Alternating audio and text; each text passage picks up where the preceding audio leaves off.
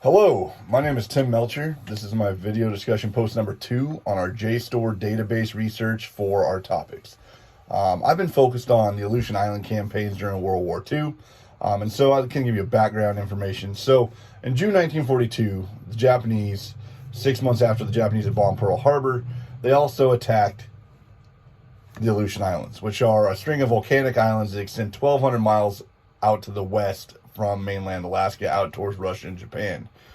The Japanese had went to attack the Aleutian Islands, and on June 3rd and June 4th of 1943, they established air raids to military bases that had been established on the Aleutians. On June 6th, they made landfall on the island of Kiska, and on June 7th, they made landfall on the island of Attu. These islands had been owned by the United States since it purchased they purchased Alaska from Russia in 1867. The Battle of Aleutian Islands, the U.S. troops fought to remove these garrisons that the Japanese established once they took these islands over, and it was some of the U.S. soil that Japan had claimed during the war in the Pacific. It was the only island, the only land that Japan had claimed during the war in the Pacific. The maneuver was possibly to divert U.S. forces from the Pacific and Japan's attack on the Midway, which was going to happen June 4th through the 7th of 1942. So they wanted them to focus on Aleutians rather than what they were doing further south in the Pacific. The Japanese believed that it was possible that if holding two islands could prevent the U.S. from invading Japan via the Aleutians, so that they couldn't attack Japan from the northern part of the Pacific and attack mainland Japan if they were going to work themselves down the Aleutian Island chain. In May 1943, so almost about a year later, the U.S. troops retook Attu and 3 months later reclaimed Kiska, as the process gained experience that helped them prepare for the long island hopping campaign that would lead to the end of the war a couple years later. In all honesty, the Americans were shocked that Japanese had taken any U.S. soil, no matter how remote or barren, in the Aleutians. So it kind of was this sense of pride thing that they had to take back over these islands, not only from a strategic standpoint, but also from a pride standpoint. So looking at this topic, I found 3 articles in the JSTOR database that I felt were relevant. One was by Galen Paris, is Canada as a military partner, alliance, politics, and campaign to recapture the Aleutian Islands of Kiska.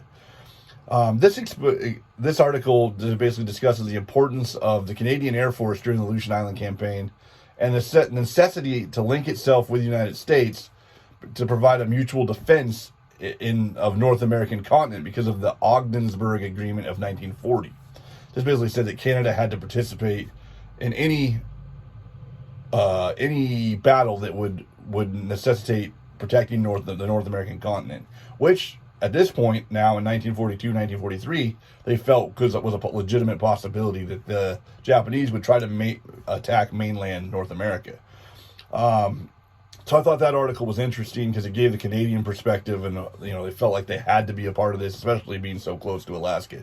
The other article was called "The Battle of Alaska Has Ended. The Japs Won It" by Claus M. Noski in the Journal of Military Affairs, and this describes the Japanese bombing of Dutch Harbor and the occupation of Kiska and Attu in the days following. What I followed, what was important was that Noski explains the United States military figures had known about the occupation of the Aleutian Islands, and there was a possibility for a long time. And strategically, it made sense for Japan to also try to take over the Aleutian Islands as well as islands in the South Pacific. General Buckner and the Navy's captain Ralph C. Parker had put long-prepared plans into operation by moving merchant ships and civilians out of Alaska and appealing to the Washington, D.C. to send planes, warships, and troops to protect Alaska and mainland North America. So they knew this was coming.